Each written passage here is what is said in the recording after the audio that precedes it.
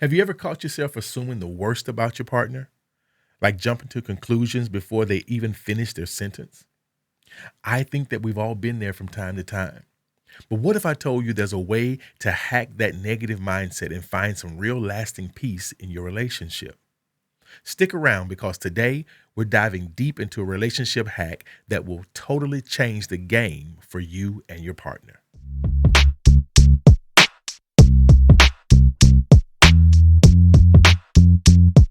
Yeah.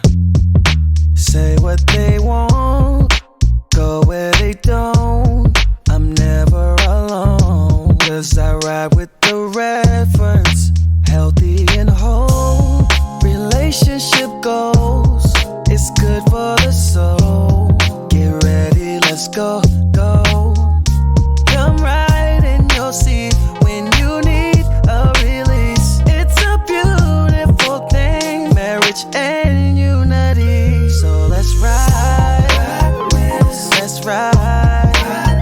Oh, let's ride, ride with the Radfords. Oh, let's ride, let's ride, let's ride, ride with the Radfords.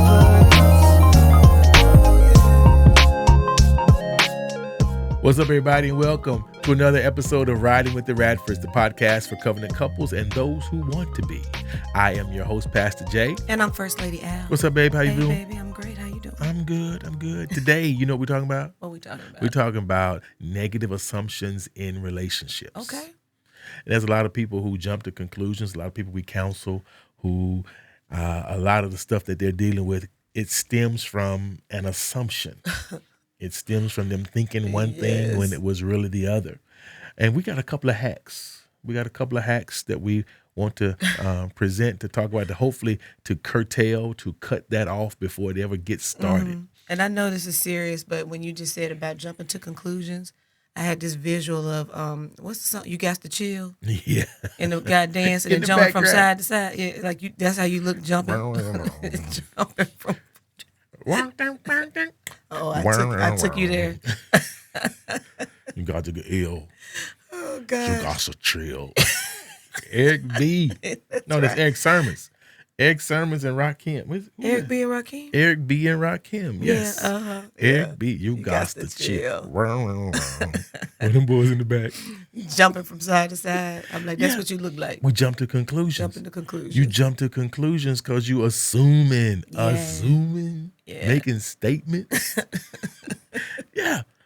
It's these assumptions. They wreak havoc. They just unravel so much Jack you up. stuff, and it's over foolishness. Mm-hmm. It's over foolishness, and so we want to talk about how to deal with these negative assumptions in relationships. I got one. What you got? So I'm going to say that number one would be get off script. Okay. And how I would describe that, as you and I have been talking about this, I was thinking about how, when we get negative thoughts and assumptions about a particular situation, it's usually planted by the enemy. Mm-hmm. And when I say the enemy, I'm talking about the devil, okay? Because we know God would not give us those negative thoughts, right? No. So I'm thinking that I always have this visual, how we always talk about, we see movies, when we're in the Word of God or when we see these spiritual ideas. And it's almost like I can see how the enemy tries to orchestrate like a puppeteer. Yeah. I'm gonna sprinkle this seed of this thought so that when your spouse comes home, now this is what I want you to say. Wow. And so before you know it, your conversation is going into a direction that you didn't want it to, because he's planted this seed. Now say this. Yeah. Why did you turn your phone over, when we were sitting at the table last night? Because you didn't want me to see something? Oh my God. Oh my God. Why you take your phone in the bathroom with you when you know what I'm saying? Yes. Like he plants these thoughts. I'm with you. And so now all of a sudden you're following the script that he has presented for you. And you're saying, Get off the script. And I'm telling you to get off the script, to take that thing, captive. That's what it says. To bring it under subjection and to say, I'm not going to go there. And one of the other visuals that I saw was one of our favorite movies as a family is The Preacher's Wife. I knew. And so I know what you're going to. So it's one of our favorite movies. Yes, it is. So in The Preacher's Wife, the script had been made when Gregory Hines' character was taking over the church, right? Oh my gosh. He's taking over the church, and he told the pastor, this is what we want you to get up. They had a producer, that was coming in. They had the cameras all set up, and they, instead of him preaching his heartfelt sermon that he would normally do, they wanted him to stick to the script. Stick to the script. And he got up there and he thought about the community. St. Matt's. Mats, is that what it was St. called? Matt's. And then all of a sudden, it flipped. And his mindset flipped, and he got off script. And I just see that lady in the back with that headset on. He's off script. Oh my gosh, he's off script. Somebody fix it. Cut the cameras. They want to shut it down. And so that's literally what it's like in the spirit. Yeah. That the enemy is going, she's off script. Yeah. This is not what I intended to happen. When her husband came home, I wanted it to be full on Jerry Springer. We set everything up for a full-blown blowout, knockdown, drag out, but she's going off script. Them imps mad. Instead of cussing, she's praying. Right. Oh my gosh. What is happening? Yeah, I like that. You gotta get off script. Yes. Because the enemy has orchestrated all these things to get you to a tipping point. Playing you, yes. Oh, I like that. Playing you like an old 8-track. Playing you, yes. Playing you like an old 8-track. Wow. And you ain't got nothing but CDs. Playing you. That's good. I like that. I like that. That's that. Yeah. But when you think about it like that, don't you feel punked? All day long and twice on Sunday? Right.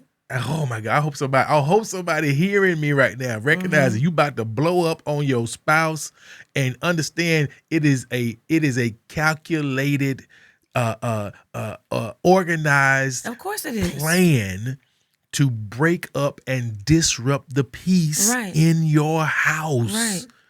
Get off script. Right. It's natural. Mm-hmm. Oh, that's good. It's natural for you to get in your feelings.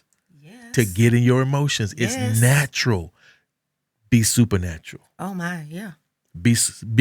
Being supernatural is getting off script. Yeah. My second hack is, and we talk about it all the time here because it's very important. It's communication. Mm-hmm. It is have breakthroughs in communication. My sainted grandmother, I love her to life, Connie Lee Johnson, the deaconess at Selma First Baptist Church in Selma, Arkansas. God rest her soul. She said so many times, the problem with assuming is that it makes an ass out of you and me. That is right, she did. When we assume, it make you look like Boo Boo the fool, and it make me look like your sidekick. Yes. Assumptions set us up for disappointment. Assumptions set us up for heartbreak. It sets us up for being the butt of the joke. Oh yeah, the butt of the joke. It's important that we break through with our communication. Mm-hmm. Don't assume. If you don't know, ask. Aww. Especially with your partner. This is your husband. This is your wife. Ask questions. Why are you walking around assuming? Ask questions. Is this your issue with like sitcoms? Exactly. Exactly. You know the show I loathe with a passion. I hate it. Come and knock on our door. You hate Three's Company. Jesus. I know you're not supposed to hate, but I hate that show. When I tell you this man hates Three's Company. Look, any scenario that they would come up with, it's like they're in the kitchen. Everybody's in the kitchen. and then they hear something happening in the living room. I can't stand it. And then they all get wide-eyed and say, I can't believe that he's doing whatever the situation is. And then the whole show is them running with the innuendo that they heard. The show could have been wrapped up in 3 minutes and 25 seconds. But you know what? That's why they didn't ask me on the set. And I would go, it's a show. No, it just they have to do it that way. It was too much. It was too much. And he said if they would just go in and ask the question. Somebody. Just ask the question. Ask a relevant question. Right. Just please. But here's the thing. And we do need to do that. Assumptions can lead to misunderstandings and conflict. Yeah. Almost 100%, 99.9999999 times. Assumptions lead nowhere but to misunderstandings and conflict. Yeah. But open, honest communication. Listen, I don't get it.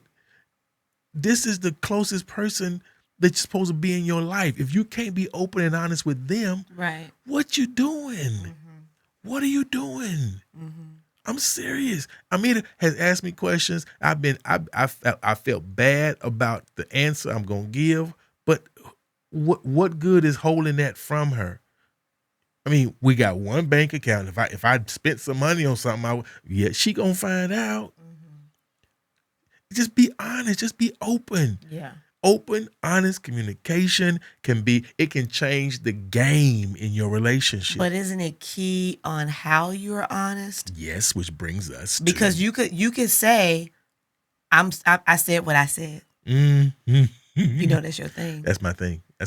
But how you say what you say, because you can say, I was being honest. That's good. That's balance. But was it a gentle? That's balance. And so Proverbs chapter 15, verse 1, it says, a gentle answer turns away wrath, but a harsh word stirs up anger. That's the word. Yeah. Okay. And then here's the balance. Some of you said, well, he told me to be honest. But don't be brutally honest. Yes. Don't cut your partner up and leave him twitching in the grass over there, needing a blood transfusion because you cut the jugular. I'm being honest. Yeah. No, you got to mix it says temper your words with salt. With salt means preserve. Your words should preserve, not kill. Yeah. Temper your words with salt. And so he says a gentle answer turns away wrath. But a harsh answer a harsh word stirs up anger. So you have to, you got to be strategic, and that doesn't mean you're tiptoeing, right? Because we've heard that before. Yeah. Well, and I feel like I'm tiptoeing. Yeah. No, you're using wisdom. Yeah. What's the goal? You're using wisdom, right?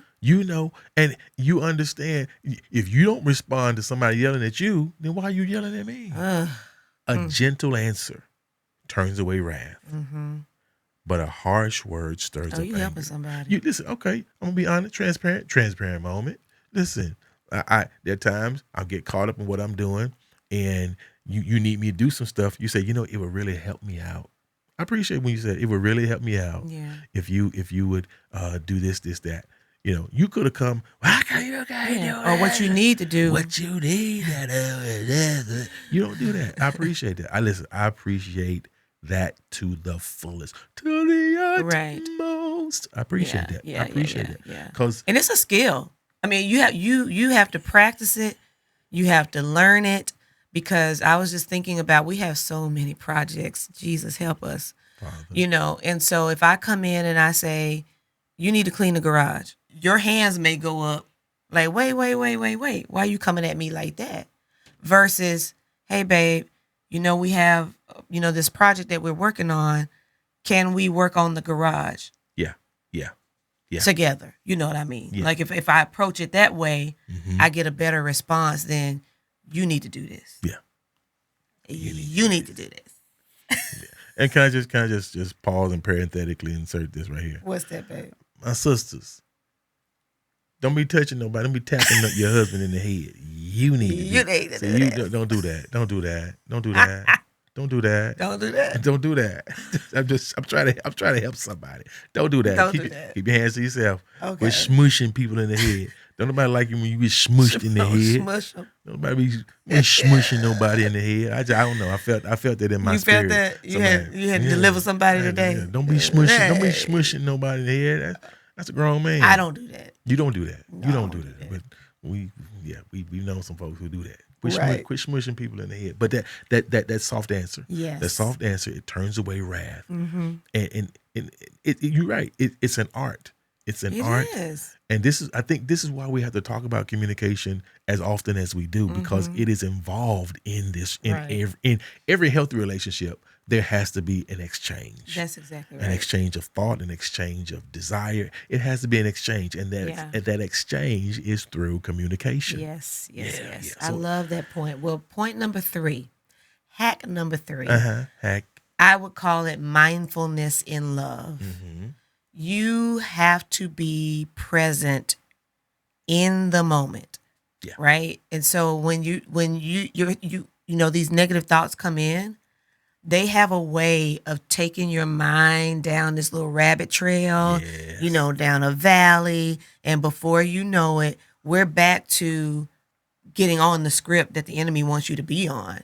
And so if we can purpose to be in the moment, to deal with what needs to be dealt with right then, leaning on the good communication point, that you just made, then we'll find ourselves, in a better spot, operating in grace, operating in humility.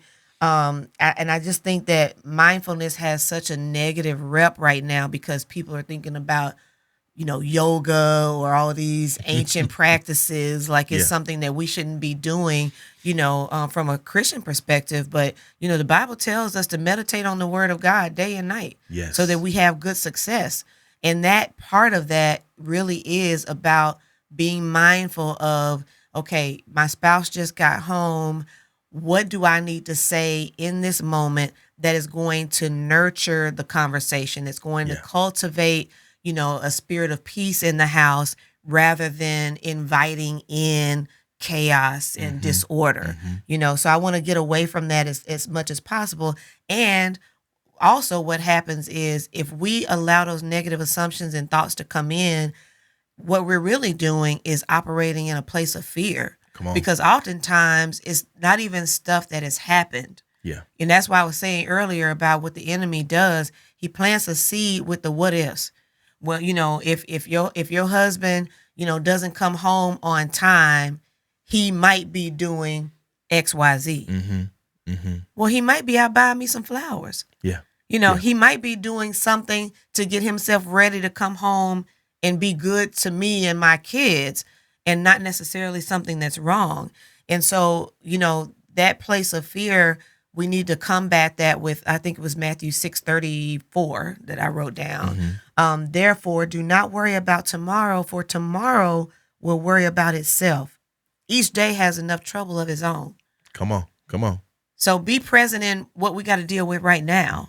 Your mind way over here thinking about down the line and what if he leaves me and what if none of that has happened. But that is exactly where the enemy wants us to go, because to mirror what Christ wants for, our marriages is a cuss word to him. I've heard it said, you let stuff live rent free in your mind. Yes, I've heard that. That's where that mindfulness piece is. And what you're really doing is you're giving energy to things that won't give energy back to you. Right. That you're giving energy to things that you're giving what could be applied to something that can get you farther, that can progress you, and those things, that resource is wasted. That resource of time, that resource of strength is wasted because it is being siphoned. It's being pulled because you allowed your mind to go somewhere, get caught up in the what ifs. Yeah. You know what I'm saying? And nobody's saying that relationships are perfect. Nope. That we don't have things that come up, that even in mindfulness, that we won't have moments where we think of something that is negative. Yeah. It's bound to happen, but it's how we handle the moment when it comes. And I think it's very easy for us. And, I was talking about like somebody stepping out or whatever, but it can be a simple thing that you may feel that a comment that was made, the intention behind it was something other than what it really was. Yeah. I ran into that today at work. Yeah. Yeah.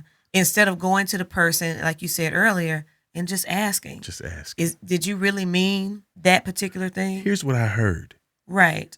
Did you mean to say it that way? Right. Yeah. I mean, we're here for covenant couples and those who want to be. It's important. I mean, you have to stay present with your spouse. Stay present with where you guys are in this moment. Especially if you've come through some things and there has been real forgiveness. Real forgiveness does not resurrect those things. Real forgiveness does not exhume those dead things. And we've counseled people. Well, it just looked like it looked like we're going back there. Are we there yet? Right. Are we there yet? And that's what I mean. I understand that there are some historical things that have happened. Oh, that's good. And that's that good. that there may be times that they come up again. But if we've purposed to be free, if we purpose to say that we're going to work on us, I can't by default keep going to that. I've got to give ourselves the opportunity to grow from that. To grow, to heal. To heal, yes. To mature. Yes. You got to give yourself that. Right. You have to give. I've said this with other couples. I said this with the couple we married on the past week. That love is one of the greatest and one of the most scariest things there is, because when the level of vulnerability that is required for real agape requires that you jump with no safety net. That you jump with no safety net, that there is no plan B.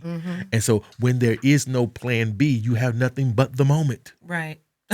Nothing but the moment. When there is no plan B, you have nothing but the moment, and you have to stay in that place. Now, that again, balance. It's not to say that you don't plan. That's not to say that you don't have a 401k. 401k. I was going to say 503b. I don't know what that. 403b. 409. Windex. ABC 1 2 3. I don't. You got them letters and them alphabets. It's not saying that you don't have. You don't plan for that. Yeah. But I don't put that so in my center that I neglect what's going on around me. No, what's happening right here is really it's going to lend to what's going to come down the line. Yeah. If I ignore you here and run you off, when I get there, I'm gonna be by myself. Oh my. Yes. And will. Oh my. So these are some hacks, guys. These are hacks, and we wanted to bring these to you guys because marriage is still God's idea, and it's work. It's work. It's work, because you know what? It's not natural. It's not natural. But I was sitting here thinking, and yes, we chose the word hacks. And as I said earlier, when I'm, browsing social media and I'm looking for hacks, I'm trying to find ways to make life easier. But guess what? There are not always easy fixes for everything, Not at all. And that means that I have to put in the work. I can try to, redo my closet and, redo my kitchen pantry and all of these things based on the hacks that the people have shown me. But if I buy all of the tools and I put them in place, but I still don't practice discipline in putting my clothes away or cleaning the counter off in the kitchen and putting the things where they're supposed to go, it's a moot point. It's a waste of money. And so if you hear about communication, if you hear about, getting off script, if you hear about being mindful and present in a moment in love and you do nothing, your relationship is not going to change. Nope. It's not going to be different. It's not going to be fulfilling. And you're going to find yourself in a place of a void. Yeah. And possibly looking for a way out. That's good. Well, I think we've said enough, darling. I think Basically. we've said enough about these relationship hacks. Yeah. Thank you guys for riding with us today. We hope you found these relationship hacks helpful and that you're feeling inspired to bring more peace and positivity into your relationship. Remember this, it's all about taking small steps every day to cultivate a fuller and a healthier covenant relationship. I love it. Join us next time as we ride into another topic aimed at helping you thrive in your relationship. For Riding with the Radfords, I'm Pastor Jay. And I'm First Lady Al. Until next time, keep riding, keep growing, and keep loving each other. Peace.